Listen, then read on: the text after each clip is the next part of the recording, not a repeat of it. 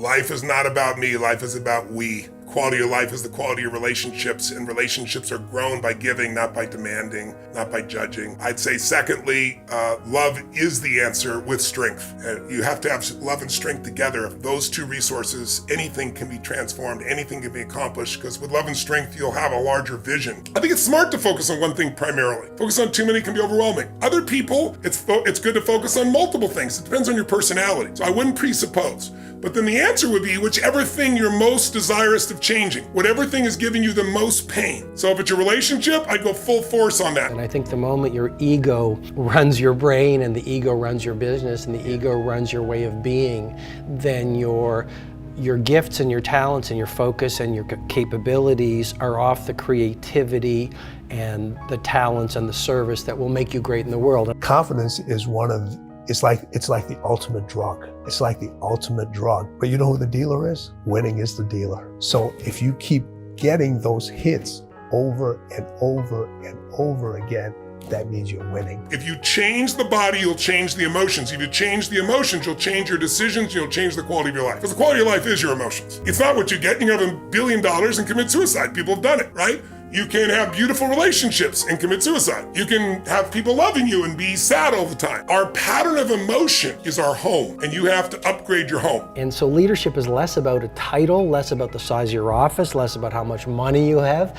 It's much more a way of thinking, a way of being. The essence of who you are, the essence of who I am, is consciousness. When I recognize that consciousness, the same consciousness that in me, this consciousness beyond the conditioned self, recognizes the consciousness in you, that which is beyond your conditioned self. Your growth is the only limit to your happiness. If you're not happy, you're not growing in some area.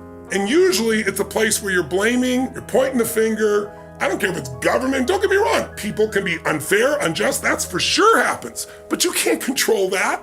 You can't make it not happen. What you have to do is become stronger than any of it so you're free. Freedom comes from growth. Freedom does not come from control, because control is an illusion. You can't control everybody. No matter how hard you try, you can't control what they think or feel, and not everybody's gonna be fair and just in you. Trusting in your vision when the world calls you crazy. So Elon Musk, after PayPal, he made his money. He could have cashed out and lived in the Caribbean. What did he do? He started 2 companies that he admitted in an interview at Stanford Business School had a less than 50% chance of success. SpaceX, with the vision of colonizing Mars over the next 100 years, as you know, and Tesla. So literally, you've got to, number one, believe in yourself when the world calls you ridiculous, because otherwise you're not leading, you're following. And that applies to not only Elon Musk, but the baker and the taxi driver and the startup entrepreneur and the manager. Now, what a lot of individuals do is they'll take their weakness and make it into their strengths, but they stop working on their strengths and they don't advance all of those things. That's a very key component there. Recognize your weakness. Recognize what you're not good at, what you're not talented at. Do you have the ability to raise that level? Information fatigue syndrome, because everything is a syndrome. So higher blood pressure, compression of leisure time, more sleeplessness, or even if you have a little bit of free time, you can't even enjoy it because your mind's still multitasking. And also not just the supervillain of digital overload, but digital distraction. How many people feel like your mind is so distracted and you can't focus on just one thing anymore? And this is a challenge. That takes away from your ability to be present, your ability to be able to get things done, your ability to be able to be profitable. And I don't just mean financially profitable, that's obvious, right? We live in an age where it's not your muscle power, it's more your mind power. It's not your brute strength, it's your brain strength. And so the faster you can learn, certainly the faster you can earn, but not just financially, in all the areas of your life, all the treasures of your life, your health, your relationships, your career. And why are so many people addicted to their phones? Why are so many people addicted to TV? Why are so many people addicted to chit-chat versus executing around their goals? And all the things we've talked about. They will sell you a story which is, no, I love that TV show. I love my addiction to distraction, but it's unconscious. And I think this is like one of the most important things I wish people would understand, which is most of us actually have a broken heart. We are in such pain, as you're suggesting, of potential betrayed.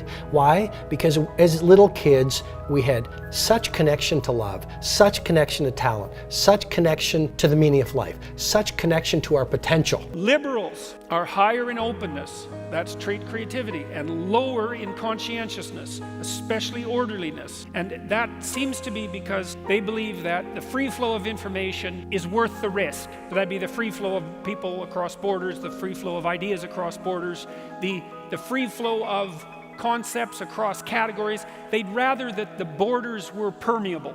Now, the conservatives are low in openness and high in conscientiousness, especially orderliness, and they take the opposite tack. They think there's danger in too much openness. There's danger in borders that are too permeable. Things can change too fast. Entire societies can become destabilized, and everyone can end up not knowing which way is up.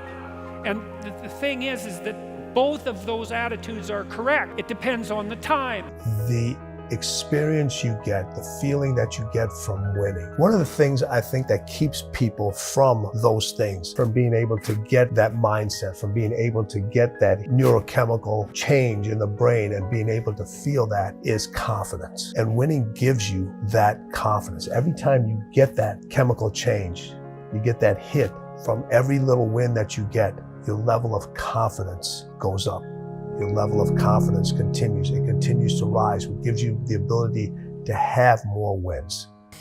Flow is a state in which you become highly absorbed, which means you lose track of self, you lose track of time, you lose track of your environment. You know, it's a healthy thing to set circuit breakers and boundaries around that because, like I said, this is one part of life, but it is not life itself. I want you to feel like what you're doing is meaningful. I want you to feel like you're surrounded by relationships that nourish you at the end of the day and you're making a difference. I want you to feel like there's something inside of you that makes you open your eyes in the morning, and if you exert effort in alignment with it, you just feel good, even if you have no understanding of why, and you figured that out, and then you figured out a way to actually contribute to the world that lets you do that. No human life is fulfilled unless the human has at least some access to this dimension within them. That really is the ultimate purpose, to at least, maybe not complete access, but at least to have glimpses of that which transcends the self, to have glimpses of self-transcendence in your life. If you're not happy doing what you're doing, go turn in your resignation today, walk away from it, like just go do the thing that, you know, like, and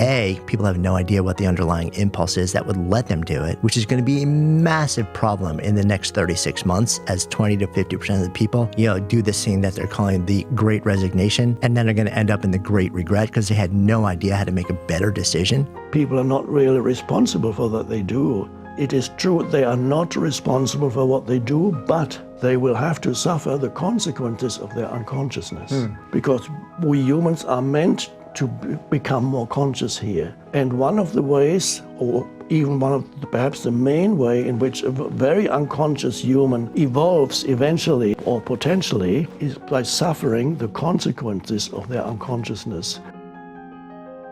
Subscribe now.